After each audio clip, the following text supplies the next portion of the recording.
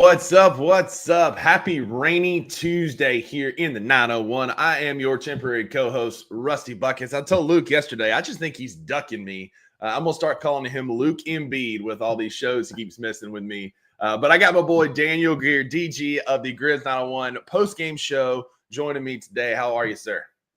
I'm good. I'm not excited that I'm on the first show of the day and then the last show tonight because it's going to be a super late night for the Grizzlies as they take on the Suns. But it's on TNT. Should be a coming out party, we hope.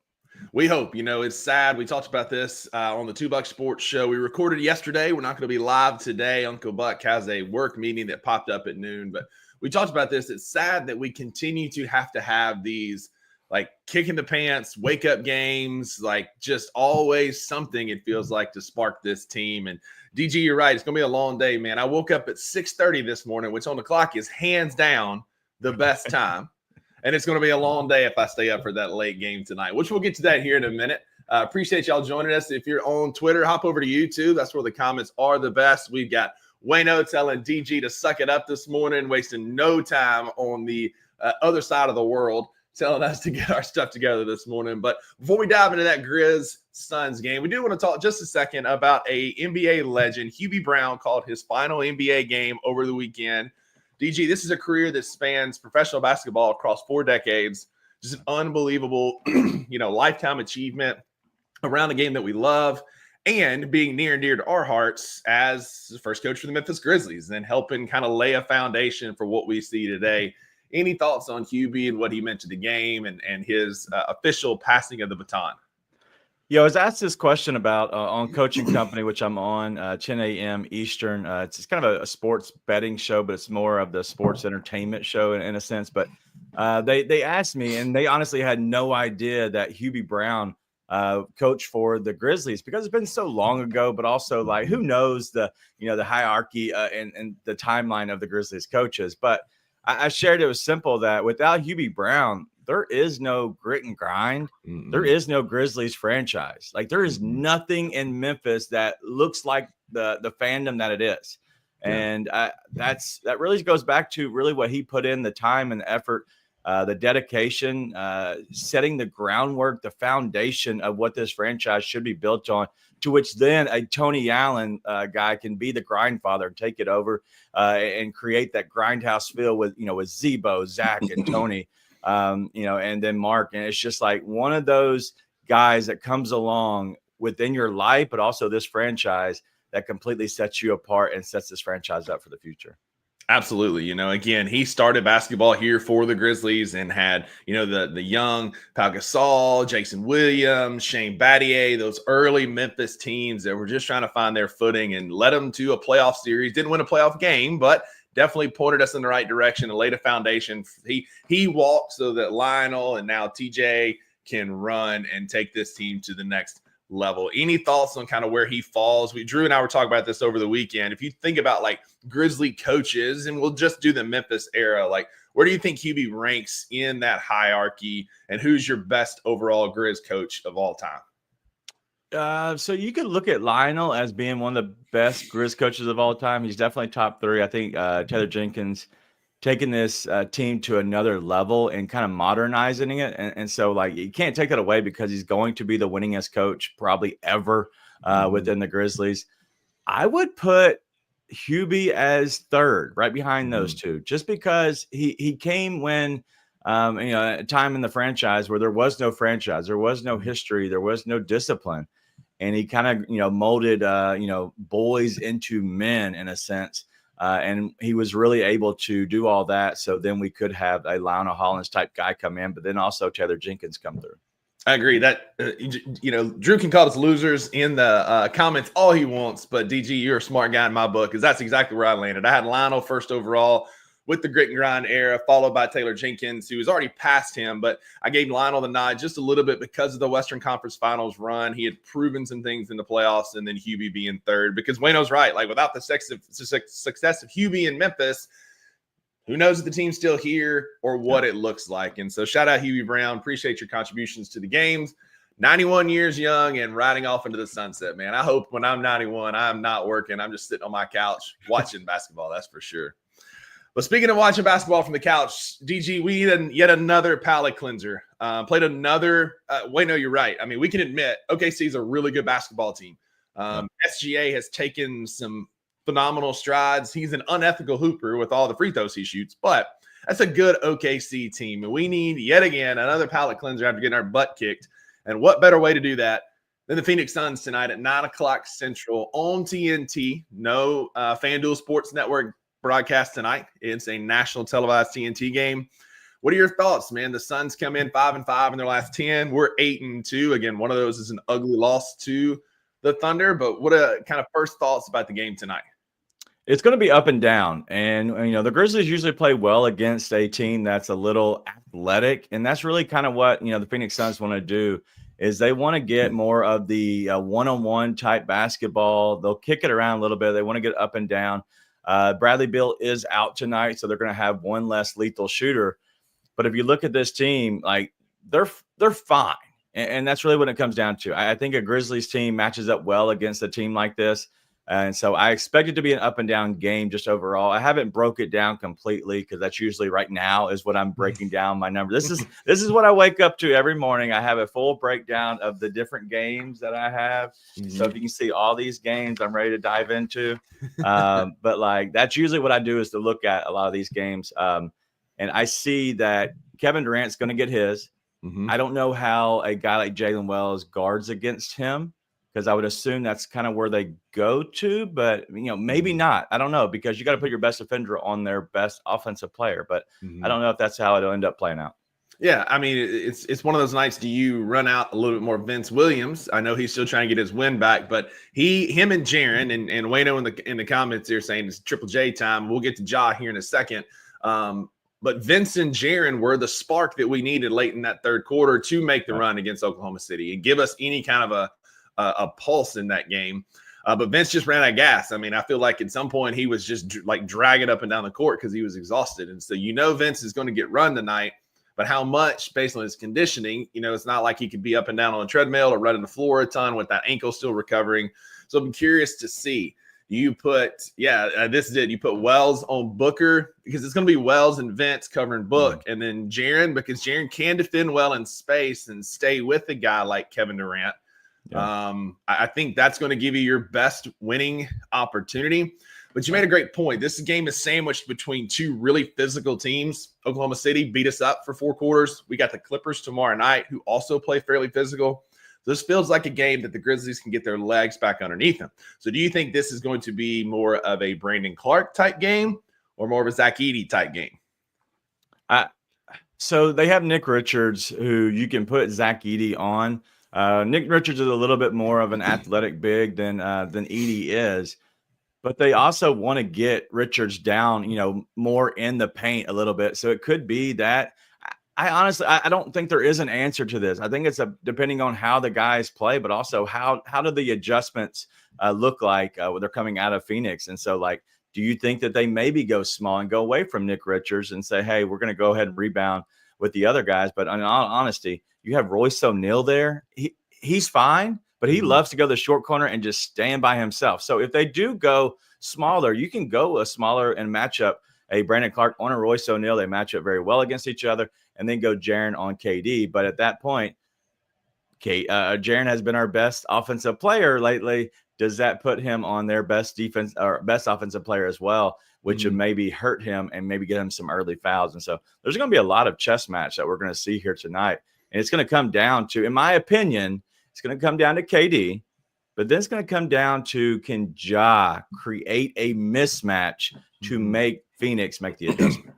Because let's be honest, if you put Tyus Jones on Ja Morant or even Book on Ja Morant, there's a whole – that's it, man. That's a whole different class.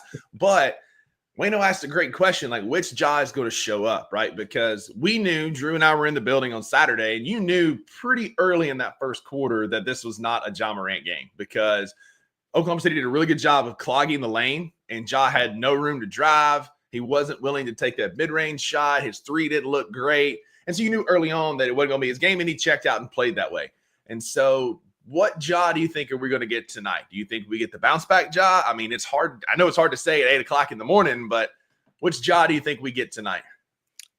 Honestly, dude, I am perplexed. And I know, listen, I think Drew, yeah, Drew, I see you in the comments. Perplexed. Perplexed is a tough word. Mhm. Google it. But perplexed just means like I don't really know. Like I'm Mhm. torn, right? And so that's your definition for the day, Drew. But I will say that Ja, when he shows up and he takes over early, it benefits him. It also benefits the team. And a lot of times that John wants to come into the game and be a facilitator. And what that does is that kind of puts him on the back burner and it makes him have to reignite. Reignite means to start your engine, means to get yourself going again. He's going to get himself going again in the second quarter. It's tough to do. I hope he comes out as a scorer first. And then as everybody adjusts to him, he can then facilitate. Agreed. He's averaging a career high 7.5 assists this year. He's been more of that passing first point guard, but this feels like a game where Ja can take over and punish Phoenix for not having an athletic point guard that can keep up with him. No shade to Tyus Jones, former Grizzly. Appreciate what you did, buddy. But if you ain't with us, you're against us. And tonight, put him on skates, man. And it's time for Ja to come back. So this is a kind of a very even matchup. We shoot 48% from the field. They shoot 47. We're both 37% from three, right around 80% from the free throw line. So on paper, this feels like a pretty even matchup. DG, we've talked about all the guys. What do you think is the X factor for tonight that can set the Grizzlies apart to get the win in Phoenix? I think it will be a bench player. And who is that? It could be Santi. And I know that's kind of a guy that plays well against softer matchups. He is longer. And so you could play him against KD and to the point of just kind of throwing somebody at KD just to give a little bit of size. But he could be a guy that can kind of be the X factor, but also, GG Jackson, man. If he can get going and out athlete the other athletes on the court, I really do think that he could be the X factor. I don't think it's going to be a starter because I think they're going to wash each other out in a sense. I really do think that you're going to get good matchups out of both starting lineups, but it's that second unit that comes in who can kind of give you the punch and the uppercut that you need to make them have to force getting out their starters back on the court. I agree. I think GG plays kind of that role really well. He still makes boneheaded decisions because the kid's 20 years old. He's still going to be dumb at times because when I was 20, I was really dumb. You think I'm dumb now? You should see me at 20. And so there's still going to be those moments, right? But GG is just so athletic, and like there's times where he makes a play or a cut, and it's just like I don't. There's probably a handful of guys on the court or in the world that can do what GG can do from an athletic standpoint. And so, you've already got Wayno riled up talking about Santi. I'm going to lean a bit more GG just to pacify Drew, which means to calm our fans in the comments. So if I had to feet to the fire, Grizz are 3.5 point road favorite. They're now 4.5 point road favorite. Total is 244.5 on the points. You taking Grizz or you taking over or under, DG? Yeah, I'm going to go with the Grizzlies here. And I do like the over-under. I'm going to take the over in the first half if I'm going to look at an over, just because both teams like to play quick, but both teams like to play pretty early. I do have a bet on this game. It's going to be the both teams to score 30-plus points in the first quarter. It's like plus 180. It's on BetMGM if you're interested. But I think that the Grizzlies do get out front. I think they do have a little bit embarrassment, a little pie on their face. And so they have to come out on TNT and get a good win tonight. Yeah, agreed. We talked about, I'm glad this was the national televised game and they didn't flex that Saturday game because that got ugly. Speaking of ugly, DG, it feels like every time a Grizz PR notification comes out with an injury report, half the fan base goes, "Do what?" And I feel like we had that last night when Marvin Bagley III finally appeared on the injury report with what everybody thought was a knee sprain, but it's actually what you see on your screen here, a right ankle distal syndesmosis sprain. That's a mouthful. Any idea what that might be, DG? I think it's just an ankle sprain. That's a good take. It's a high ankle sprain is essentially what it is, right? So we've talked about Vince ad nauseum on here with his ankle sprain. Spraining was called the ATFL, which is a lower ligament more on the actual ankle and the foot. So that's your regular run-of-the-mill basketball ankle sprain. Well, a high ankle sprain is more of a tib-fib ligament, which is a very small ligament just above the ankle. And then if you go one step higher, that's what Marvin Bagley has sprained. You got 2 bones in your shin. You got some pretty thick, dense connective tissue that goes between the 2 of them. And that's what he has sprained. Just like with anything else, there's grades to it. If there's any kind of a tearing, it's automatically a grade 3 and it starts going up from there. Sounds like he's missed quite a bit of time for this already. I think he's been out since early part of December. I don't anticipate seeing him again, obviously not before the All-Star game. Probably a week or 2 after that, we might start seeing him getting some run. I'm intrigued by Marvin Bagley III, DG. You know, if we can get this healed, the rehab's going to look very similar to an ankle sprain. Long story short, it's just like it's a really high ankle sprain, like I said last night on Twitter. What are your thoughts on Marvin Bagley and this fit on this team? Is there room for him? Do we have any shot of seeing Marvin Bagley, or was this truly just a filler to get Marcus Smart off our team? So before I answer your question, I do want to ask you an important question. Do you know where he went to college at? Marvin Bagley? He is a Duke Blue Devil. Oh, the Dukies. Somehow they're always in the NBA. Another Dookie at the trade deadline. What do you know? But but this one actually passed his physical. Yeah, exactly. I love Duke, and I've been following them forever. It seems like in my life, but Marvin Bagley, he's a guy that's a mismatch in a sense. Like, he can guard out on the perimeter very well. He can hit the elbow, shot, very much on the free throw elbow right there in the paint. Is very good at that. He's actually developed his floater really good. And so if you look at him, a good double jumper, a lot of times people say, like, hey, can you get up and then like immediately get back up? That's kind of the double jump. He's good on that. So he is an athlete. He's a guy that can do what BC does, but a little bit better, a little bit longer. I think you have to look at the rebounding that BC gives you, the energy. I think he gives you that more than Marvin Bagley is. But if you had to compare the two, I think they're very similar, except for I think that the motor is a little bit more for a BC. He knows his spots. He already knows this offense and how to play. So in my opinion, what we look at as Marvin Bagley is, hey, he's going to get run, especially as we get through the last, what was it, 25, 30 games that we're going to get into the last part of the year. He's going to get a spot minutes here and there. But I expect him to kind of get in that BC role when people needed some time off. And so at that point, you're hoping that he can develop into a guy that you can lean on. But he's never going to be a rotational guy in the playoffs. He's just not going to be. Mm-hmm. Agreed. He's never been on a winner. This is his first chance at a winning franchise since he was at Duke. And when he came out, man, there were people saying we need to draft him instead of Jaren Jackson Jr. And it worked out that we got Tripp and not Marvin Bagley III. But you're right.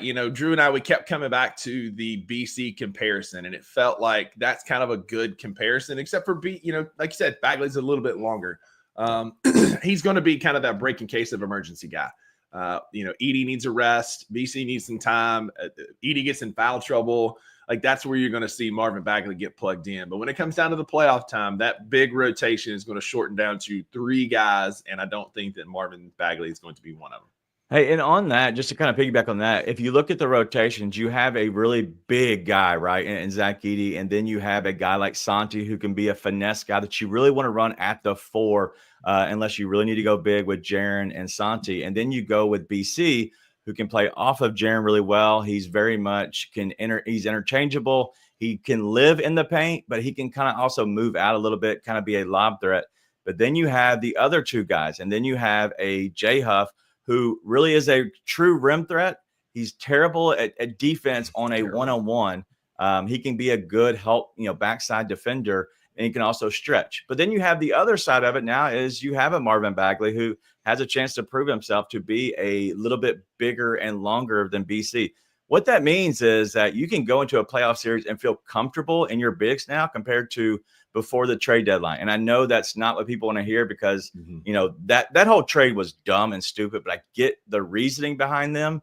But I also think that they need to get rid of Marcus Smart due to other reasons that are in the locker room. And so that, in my opinion, I think this was a chance to really get deeper at an area in your team that wasn't quite deep yet. Yeah. So like Wayno says here, so you're saying we have options. That was a big thing for the Grizzlies at the trade deadline is we wanted to have options. And you brought up Brandon Clark. Like, Brandon Clark was in just about everybody's trade machine. And that's kind of, I think, what also kind of set the curve a bit for trade expectations, that anybody, you don't have to pay. Anybody can log on to Fanspo and make a trade and think that it's supposed to be great. But BC was in a lot of them. And, for me, like, maybe it's some nostalgic, but like BC is just such an integral part of this basketball team. He is a positive double digits with just about everybody on this team. And I don't know, you might have watched the MLK Day game, but I don't know if you remember who closed out on Ant on that final 3-point attempt. It was Brandon Clark. Like, BC finds himself in winning basketball situations, making winning basketball moves. No, he's not the biggest guy. No, he's not the most athletic anymore after his Achilles exploded, but the guy just plays winning basketball. And if you tell me that you got a guy that plays like BC with that high energy level that can take give us another option, then I'm happy with what we got back in what wasn't a great trade, giving us a break in case of emergency type guy. Last thing before we transition off of basketball, at least we're not the Dallas Mavericks. That's all you've got to say. Every morning when you wake up and you're frustrated with Zach Kleiman and Taylor Jenkins' rotations and some of the things this goofy basketball program does, at least you didn't have the meltdown that you saw at the Dallas Mavericks game last night. A fan got booted for mouthing fire Nico on the Jumbotron. Mark Cuban got into it with a fan last night, telling him to shut the F up and sit the F down when they were talking about Nico Harrison. DG, we could be Dallas Mavericks fans today. Yeah, I look at the whole Tim McMahon situation where did Nico actually get death threats or did he not?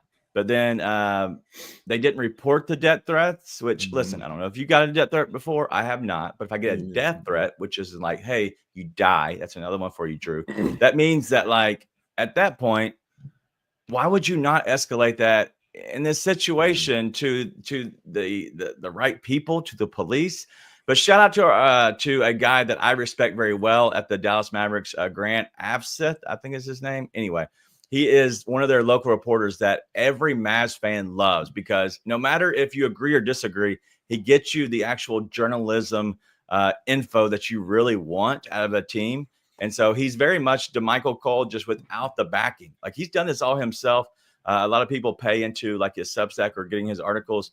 But I wanted to give him a shout out because he's always been kind to me when I've asked questions, but also he's been a guy that has the journalism integrity. And he actually reached out to the police and they said there has been no reports of a death threat to Nico Harrison. And Tim McMahon was not happy about that. It is quite interesting. We may need to do a wellness check on Wayno because apparently he gets it from his wife all the time. Can't relate. Like, there's times where I got to do something bonehead and Maggie just gives me that look. And I'm like, no, I get it. But that's not basketball for one day. We've got plenty of time to think about it today. You can catch DG talking about it. Grizz 901 after dark, late night tonight after the 9:00 local tip. DG, I love your show. I love being a part of it. I don't know that I'll catch it tonight. I'll watch the replay tomorrow morning. Just know I'll be there, just probably a day late and $1 short, which is the story of my life. But this on Tuesdays. On Tuesdays, we talk about Tubing Tuesdays and what we're watching other than basketball. Believe it or not, we may talk hoops 4 or 5 times a week, but we do watch things besides basketball. So, DG, I've got a couple things. Is there anything that you've been watching that is just pressing you can't wait to tell the people about? Yeah, so there's 2. And so I think last time I was on, I think I was talking about Night Agent. I ended up watching the second season of Night Agent. It was all right. It was good. And then I just recently finished the second season of The Recruit. And it wasn't quite as good as the first season as Recruit, but it's enjoyable. You can turn it on. It has a little action in it. It's got a little the soap opera, the drama of it all. With him and maybe another girl, whatever. It's enjoyable. It's a dude soap opera in a sense. Yeah. But what I'm watching right now is I'm watching it live. Is Traitors. It's season 3. I had never seen Traitors, but I've seen all the famous celebrities on there going on it.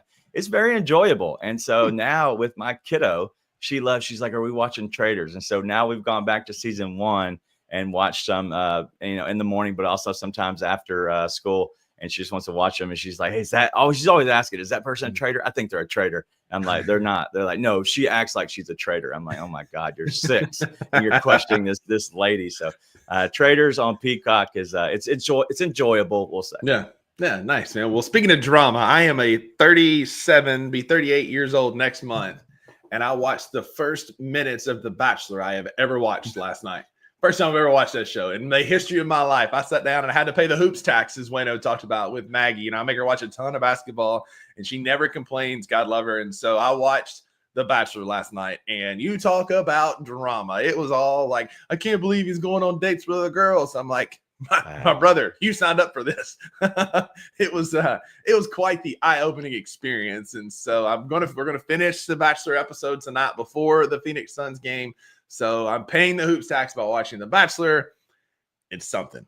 But something good to watch. Maggie and I did watch Speak No Evil over the weekend, the James McAvoy film from last year, where he's this like western coast of England, this doctor. He meets this other family on vacation, and they all invite him back to their farmhouse. And so this family comes over to James McAvoy's farmhouse, and nefarious activities soon follow.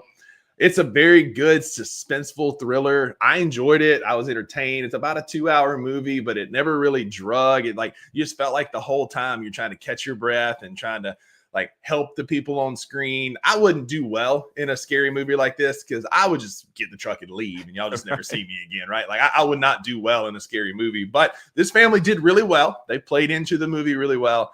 But would recommend Speak No Evil. James McAvoy is a phenomenal evil character, plays a really good bad guy.